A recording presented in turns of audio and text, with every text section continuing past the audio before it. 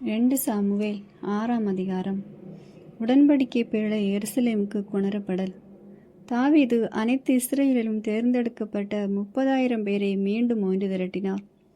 தாவீதும் அவரோடு இருந்த மக்கள் அனைவரும் கடவுளின் பேழையை கொண்டுவர பாலை யூதாவுக்கு சென்றனர். இது கெருபுகளின் மீது வீற்றிருக்கும் படைகளின் ஆண்டவர் பெயரால் அழைக்கப்படுகிறது. குன்றின் மீது இருந்த அபினதாபின் இல்லத்திலிருந்து கடவுளின் பேழையை ஒரு புதிய வண்டியில் வைத்து கொண்டு வந்தார்கள். அபினதாபின் புதல்வர்கள் உசாவும் அகியோவும் அபூது வண்டியை நடத்தி வந்தார்கள். குன்றின் மீது இருந்த அபினதாபின் இல்லத்திலிருந்து கடவுளின் பேழையை அவர்கள் கொண்டு வந்தார்கள். அகியோ பேழைக்கு முன்னால் சென்றான். தாவீதும் இஸ்ரேல் வீட்டார் அனைவரும் தேவதாரு மரத்தாலான இசைக்கருவிகளோடும் யாழ், வீணை, சுரமண்டலம், மேளம், தாளம் ஆகியவற்றோடும் ஆண்டவருக்கு முன்பாக ஆடி பாடிக்கொண்டு வந்தனர். அவர்கள் நாகோனின் களத்திற்கு வந்தபோது காளை மாடுகள் மிரள உசா கடவுளின் பேழையை தாங்கி பிடித்தான். அப்போது உசாவுக்கு எதிராக ஆண்டவரின் சினம் பற்றி எரிந்தது. கடவுள் அவனது தவற்றுக்காக அங்கேயே அவனை வீழ்த்தினார். அவன் கடவுளின் பேழை அருகே இறந்தான். ஆண்டவர் சினமுற்று உசாவை திடீரென தாக்கியதால் தாவீது மனவேதனை அடைந்தான். இந்நாள் வரை அவ்விடம் பெரேசு உசா என்று அழைக்கப்படுகிறது. அன்று தாவீது ஆண்டவருக்கு அஞ்சி இத்தகைய ஆண்டவரின் பேழையை நான் எவ்வாறு ஏற்றுக்கொள்வேன் என்று வினவினார். எனவே ஆண்டவரின் பேழையை தாவீதின் நகருக்கு தம்மோடு எடுத்து செல்ல அவர் விரும்பவில்லை. கித்தியானான ஒபேதேதோமின் இல்லத்திற்கு அதை திருப்பி விட்டார். ஆண்டவரின் பேழை கித்தியானான ஒபேதேதோமின் இல்லத்தில் 3 மாதங்கள் தங்கிற்று. ஆண்டவர் ஒபேதேதோமுக்கு அவன் வீட்டார் அனைவருக்கும் ஆசி வழங்கினார். ஆண்டவரின் பேழையை முன்னிட்டு ஒபேதேதோமின் வீட்டாருக்கும் அவனுக்குரிய அனைத்துக்கும் ஆண்டவர் ஆசி வழங்கினார் என்று அரசர் தாவீதுக்கு சொல்லப்பட்டது. எனவே தாவீது புறப்பட்டு சென்று கடவுளின் பேழையை ஒபேதேதோமின் இல்லத்திலிருந்து தாவீதின் நகருக்கு அக்களிப்போடு கொண்டு வந்தார். ஆண்டவரின் பேழையை ஏந்தியவர்கள் 6 அடிகள் எடுத்து வைத்ததும் ஒரு காளையும் ஒரு ஆட்டுக்கிடாயையும் பலியிட்டார். நாற்பட்டால் நெய்யப்பட்ட ஏபோத்தை அணிந்து கொண்டு தாவீது தம் முழு வலிமையோடு ஆண்டவர் முன்பாக நடனமாடி கொண்டிருந்தார். தாவீதும் இஸ்ரேல் வீட்டார் அனைவரும் ஆரவாரத்தோடும் எக்கால முழக்கத்தோடும் ஆண்டவரின் பேழையை கொண்டு வந்தார்கள். ஆண்டவரின் பேழை தாவீதின் நகரை அடைந்தபோது சவுலின் மகள் மீகால் பலகணி வழியாக பார்த்தாள். அரசர் தாவீது ஆண்டவர் முன்பு குதித்து ஆடிக்கொண்டிருப்பதை கண்டு அவரை தன் உள்ளத்தில் வெறுத்தாள். ஆண்டவரின் பேழையை கொணர்ந்து அதற்கென நிறுவிய கூடாரத்தின் நடுவில் அதை வைத்தார்கள். தாவீது ஆண்டவர் முன்பு எரிபலிகளையும் நல்லரோ பலிகளையும் செலுத்தினார்.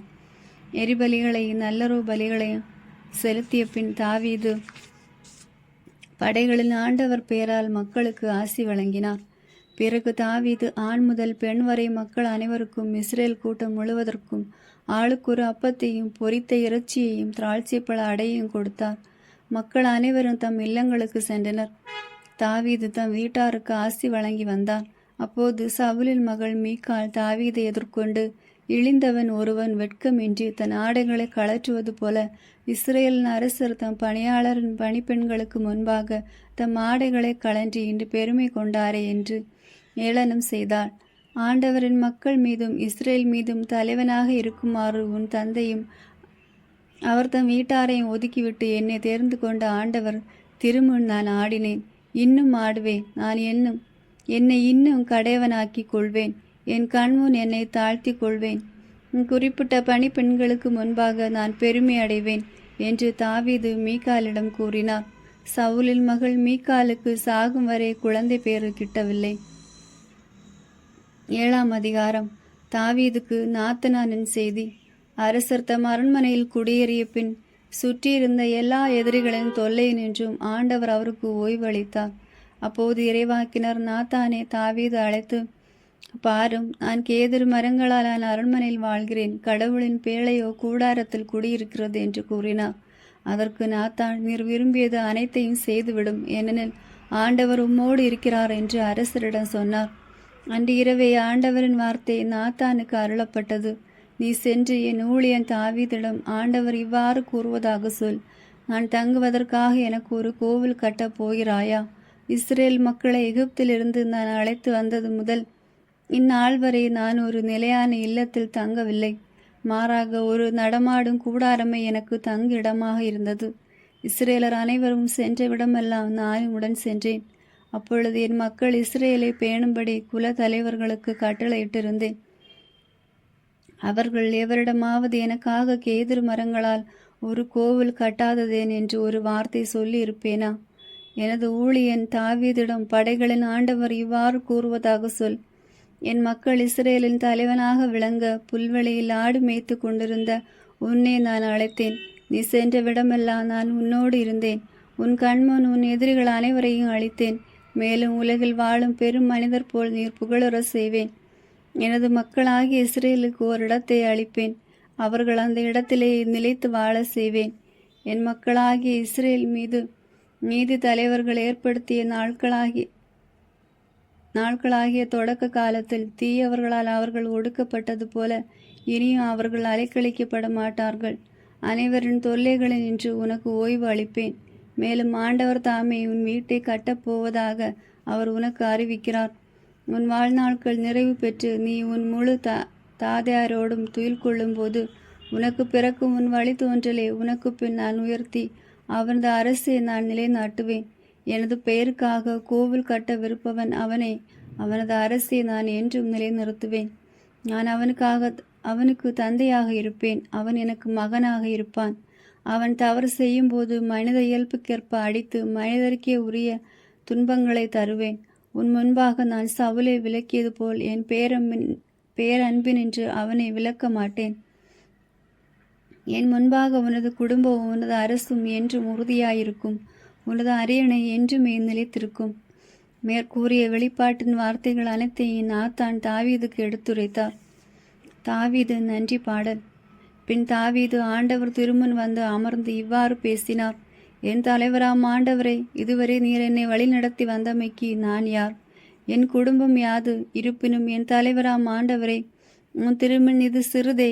மூழியனின் குடும்பத்தை பற்றி எதிர்காலத்தை பற்றியும் நீர் பேசியுள்ளேன். என் தலைவராம் ஆண்டவரே, மனித வழக்கம் இது வல்லவோ? தாவீது உம்மிடம் மேலும் என்ன கூற முடியும்? என் தலைவராம் ஆண்டவரே, மூழியனை பற்றி உமைக்கே தெரியும். மூழியன் அறிந்து கொள்ளட்டும் என்று வார்த்தையை முன்னிட்டும் இதயத்திற்கு ஏற்பவும் மாபெரும் செயல்கள் அனைத்தையும் நிறைவேற்றியுள்ளேன். ஆகவே என் தலைவராம் ஆண்டவரே, எங்கள் காதுகளால் கேட்ட அனைத்தின்படி நீர் மகத்தானவர். உம்மை போன்று வேறு எவரும் இல. உம்மை தவிர வேறு கடவுள் இல்லை. மக்கள் இஸ்ரேலை போல வேறு யார் உளர்? அவர்களை மக்களாக்கி கொள்ளுமாறும் பெயர் விளங்குமாறும் கடவுளாகிய நீரே சென்று உலகின் ஒப்பற்ற அந்த இனத்தை மீட்டு அவர்களுக்காக வியத்தக அரும் செயல்கள் புரிந்தீர். எகிப்து நாட்டு நின்றும் வேற்றினங்களினின்றும் அவர்களின் தெய்வங்களினின்றும் நீரே மக்களை மீட்டீர் என்றும் மக்களாகவே நிலைத்திருக்குமாறு இஸ்ரேலை நீர் உமக்கு உரியவர் ஆக்கினீர். ஆண்டவரே, நீரே அவர்களின் கடவுள் ஆனீர். ஆண்டவராகிய கடவுளை, உமது ஊழியனை பற்றியும் அவனது குடும்பத்தை பற்றியும் நீர் தந்த உறுதிமொழியை என்றும் நிலைநாட்டும். நீர் வாக்குறுதி அளித்தவாறு செய்யும். உமது பெயர் என்றும் ஆட்சி பெறுவதாக. அப்பொழுது மாந்தர் படைகளின் ஆண்டவரே, இஸ்ரேலின் கடவுள் என்பர். உமது ஊழியன் தாவீதின் குடும்பமும் உன் திருமண் நிலைத்திருக்கும். ஏனெனில் படைகளின் ஆண்டவரே, இஸ்ரேலின் கடவுளை, நான் உனக்கு ஓர் இல்லம் எழுப்புவேன் என்று உமது ஊழியனுக்கு வெளிப்படுத்தியவர் நீரே. ஆகவே இவ்வாறு மன்றாட ஊழியனுக்கு மனத்துணிவு ஏற்பட்டது. தலைவராம் ஆண்டவரே, நீரே கடவுள். வார்த்தைகள் நம்பிக்கைக்கு உரியவை. இந்த நல்வாக்கை அடியேனுக்கு அருளியவர் நீரே. ஊழியனின் குடும்பம் என்றும் திருமுன் இருக்குமாறு நீர் அருள் கூர்ந்து அதற்கு ஆசி வழங்கும். தலைவராகி நீர் உணர்ந்துள்ளீர். ஊழியனின் குடும்பம் என்று உமது ஆசியை பெறுவதாக. 8ஆம் அதிகாரம். தாவீதின் வெற்றிகள். இதன் பிறகு தாவீது பெலிஸ்தியரை தோற்கடித்து அவர்களை அடிமைப்படுத்தினார். மெதக்மாவை தாவீது பெலிஸ்தியரிடமிருந்து கைப்பற்றினார். அவர் மோவாபியரை தோற்கடித்தார். அவர்களை தரையில் படுக்க செய்து நூலால் அளந்து 2 பகுதியினரை கொன்று 1 பகுதியினரை வாழவிட்டார். மோவாபியர் தாவீதின் அடிமைகளாகி அவருக்கு கப்பம் கட்டினார்கள். மேலும் யூப்ரத்திசு நதி அருகே தனது ஆட்சியை மீண்டும் அமைக்க சென்ற சோபா மன்னன் ராகேபின் மகன் அததேசரையும் தாவீது தோற்கடித்தார். தாவீது அவனிடமிருந்த 1700 குதிரை வீரர்களையும் 20,000 காலாள் படையினரையும் சிறைப்பிடித்தார். 100 தேர்களுக்கு தேவையானவற்றை தவிர மீதியான தேர் குதிரைகளை தாவீது நரம்பறுக்க செய்தார். தமஸ்கு நாட்டு சிரியர்கள் சோபா மன்னன் அதேசருக்கு உதவ வந்தபோது அவர்கள் 22,000 பேரை தாவீது கொன்றார். பிறகு தமஸ்கு நகரின் 6ஆம் பகுதியில் தாவீது படைத்தளங்களை அமைத்தார். சிரியா நாட்டினர் தாவீதின் அடிமைகளாகி அவருக்கு கப்பம் கட்டினர். தாவீது சென்ற இடமெல்லாம் ஆண்டவர் அவருக்கு வெற்றி அளித்தார். அதேசரின் பணியாளர் தாங்கி சென்ற பொற்கேடயங்களை தாவீது கைப்பற்றி அவற்றை எருசலேமுக்கு கொண்டு வந்தார்.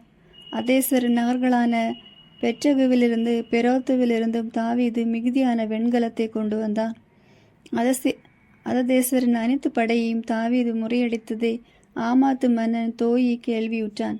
உடனே அவன் தன் மகன் யோராமை தாவீது அரசனிடம் அனுப்பி அவரை வாழ்த்தி பாராட்டினான். ஏனெனில் தோயி அதேசரை தோற்கடித்திருந்தான். யோராம் தன்னோடு வெள்ளி பொன் வெண்கலத்தால் ஆகிய பொருட்களை கொண்டு வந்தான். இவற்றையும் தாம் தோற்கடித்த அனைத்து நாடுகளின் வெள்ளி பொன்னையும் தாவீது அரசர் ஆண்டவருக்கு காணிக்கையாக்கினார்.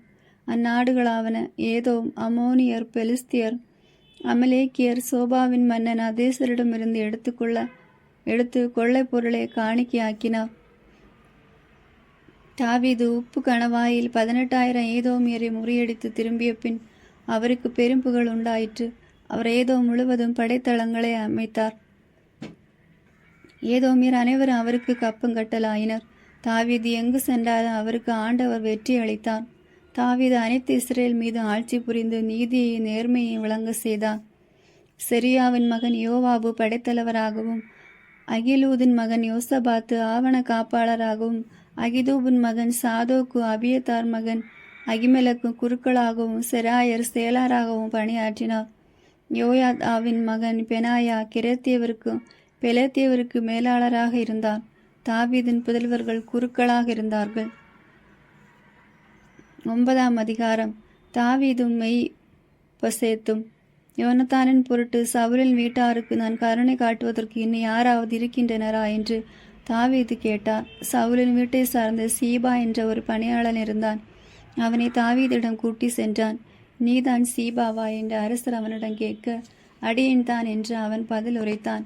கடவுளின் கருணை நான் சவுலின் வீட்டாருக்கு காட்டுவதற்கு இன்னும் யாராவது இருக்கின்றனரா என்று அரசர் கேட்டார்.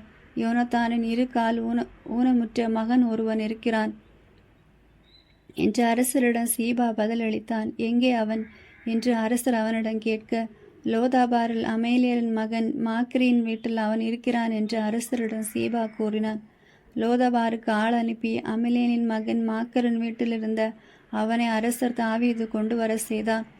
சவுலின் புதல்வனான யோனத்தானின் மகன் மெய்பிபெசோத்து தாவீதிடம் வந்து முகங்குப்புற விழுந்து வணங்கினான். மெய்பிபெசோத்து என்று தாவீது அழைக்க, இதோ உம் அடியான் என்று அவன் பதில் உரைத்தான். தாவீது அவனிடம், அஞ்சாதே, உன் தந்தை யோனத்தானின் பொருட்டு நான் உனக்கு கருணை காட்டுவது உறுதி. உன் மூதாதை சவுலின் நிலம் அனைத்தையும் உனக்கு மீண்டும் கிடைக்க செய்வேன். நீ எப்போது என்னுடன் உணவருந்துவாய் என்று கூறினான். அவன் வணங்கி, நான் செத்த நாய் போன்ற பணியாளன். நீர் என்னை கடைக்கண் பார்ப்பதற்கு எனக்கு என்ன தகுதி உள்ளது என்றான். பிறகு அரசர் சவுலின் பணியாளன் சீபாவை அழைத்து, சவுலுக்கும் அவர் தம் அனைத்து வீட்டாருக்கும் உரியதெல்லாம் நான் உன் தலைவரின் பேரனுக்கு அளித்து விட்டேன். உன் தலைவரின் பேரன் உண்பதற்காக நீயும் உன் பிள்ளைகளும் உன் பணியாளரும் அவனுக்காக நிலத்தை உழுது விளைச்சலை கொண்டு வருவீர்கள். ஆனால் உன் தலைவரின் பேரன் மெபிபெசோத்து எப்போது என்னுடன் உணவருந்துவான் என்று கூறினார். என் தலைவராம் அரசர் தம் பணியாளனுக்கிட்ட கட்டளைப்படியே உன் பணியாளனும் செய்வான் என்று அரசரிடம் சீபா கூறினான். இளவரசர்களில் ஒருவரைப் போலவே மெய்பெசோத்து தாவீதுடன் உணவருந்தி வந்தான். மெபிபெசோத்துக்கு மீகா என்ற ஓர் இளம் மகன் இருந்தான். சீபாவின் வீட்டை சார்ந்த அனைவரும் மெபிபெசோத்தின் பணியாளராக இருந்தனர். 2 கால் ஊனமான மெபிபெசோத்து அரசருடன் தொடர்ந்து உணவருந்தி வந்தான். எனவே எருசலேமிலேயே தங்கியிருந்தான். 10ஆம் அதிகாரம். அம்மோனியரையும் சிரியரையும் தாவீது வெல்லல். இதன் பிறகு அம்மோனியரின் மன்னன் இறந்தான். அவனுக்கு பதிலாக அவன் மகன் ஆனூன் அரச ஆண்டான். நாகாசின் மகன் ஆனூனுடன் நான் நம்பிக்கைக்குரியவனாய் நடந்து கொள்வேன், ஏனெனில் அவன் தந்தையும் என்னோட அவ்வாறு நடந்து கொண்டார் என்று தாவீது கூறினார். அவனுடைய தந்தையும் குறித்து அவனுக்கு ஆறுதல் சொல்ல தாவீது தம் பணியாளரை அனுப்பினார். தாவீதின் பணியாளரும் அம்மோனியர் நாட்டுக்கு சென்றனர். ஆறுதல் கூறுமாறு ஆட்களை அனுப்பியதால் தாவீது உன் தந்தையை மேன்மைப்படுத்துகிறார் என்று நினைக்கிறாயோ? நகரை கண்டு வேவு பார்த்து அதை அழிக்கவென்ற உன்னிடம் தாவீது தம் பணியாளரை அனுப்பியுள்ளார் என்று ஆனூனிடம் அம்மோனிய தலைவர்கள் கூறினார்கள். எனவே ஆனூன் தாவீதின் பணியாளரை பிடித்து அவர்களுடைய தாடியில் ஒரு பகுதியை சிரைத்து அவர்களுடைய ஆடைகளை இடுப்பு வரை கத்தரித்து அவர்களை அனுப்பி வைத்தான். இது தாவீதுக்கு அறிவிக்கப்பட அவரும் தம் பணியாளரை சந்திக்க ஆள் அனுப்பினார்.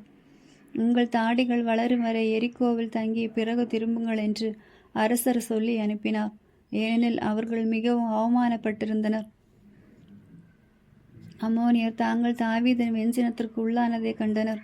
அவர்கள் ஆள் அனுப்பி பெத்ரோஹோபிலிருந்தும் சோபாவிலிருந்து 20,000 காலால் படையினரை மாக்கா நாட்டு அரசரோடும் 1000 ஆட்களோடும் தோபிலிருந்த 12,000 ஆட்களையும் கூலிக்கு அமர்த்தினர். தாவீது இதை கேட்டு யோவாபையும் வலிமை மிகு வீரர் அனைவரையும் அனுப்பினார். அம்மோனியர் புறப்பட்டு வந்து நுழைவாயில் அருகே போருக்காக அணிவகுத்தனர். சோபாவிலிருந்து ராகவிலிருந்து வந்த சிரியர்களும் தோபையும் மாக்காவையும் சார்ந்த ஆட்களும் திறந்த வெளியில் தனியாக இருந்தனர். தனக்கு எதிராக முன்னும் பின்னும் போரணிகள் இருந்ததைக் கண்ட யோவாபு இஸ்ரேலில் வலிமை மிகு வீரர்கள் சிலரை தேர்ந்தெடுத்து சிரியருக்கு எதிராக நிறுத்தினான். மீதியானவரை தம் சகோதரன் அபிசாயின் பொறுப்பில் ஒப்படைத்தார். அவன் அவர்களை அம்மோனியருக்கு எதிராக அணிவகுத்து நிறுத்தினான். மேலும் யோவாபு, சிரியர் என்னை மேற்கொள்வதாக இருந்தால் நீ எனக்கு உதவ வர வேண்டும். நம் மக்களுக்காகவும் நம் கடவுள் நகர்களுக்காகவும் நாம் உயிர் கொண்டு போரிடுவோமா? ஆண்டவர் தம் விருப்பப்படி செய்யட்டும் என்று கூறினார். யோவாபும் அவரோடு இருந்தவர்களும் சிரியருக்கு எதிராக போரிடுமாறு அணிவகுத்து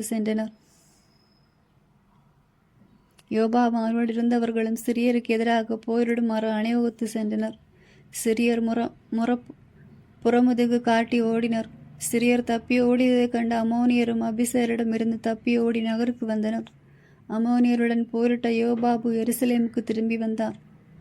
இஸ்ரேலரிடம் தாங்கள் தோற்றதைக் கண்ட சிரியர் மீண்டும் ஒன்றாக கூடினர். அதேசர் ஆள் அனுப்பி யூப்ரதீஸ் ஆற்றுக்கு அப்பால் இருந்த சிரியரையும் திரட்டி கொண்டு வர செய்தான். படைத்தலைவனான சோபாக்கின் தலைமையில் அவர்கள் ஏலாமுக்கு வந்தனர். தாவீது இதை கேட்டவுடன் அனைத்து இஸ்ரேலரையும் ஒன்று திரட்டி யோர்தானை கடந்து ஏலாமுக்கு வந்தார். சிரியர் தாவீதுக்கு எதிராக அணிவகுத்து அவரோடு போரிட்டனர். சிரியர் இஸ்ரேலருக்கு முன்பாக புறமுதுகு காட்டி ஓடினர். சிரியருள் 700 தேர் வீரர்களையும் 40,000 குதிரை வீரர்களையும் தாவீது கொன்றார். மேலும் படைத்தலைவன் சோபாக்கை அவர் வாளால் தாக்க அவனும் அங்கே மடிந்தான்.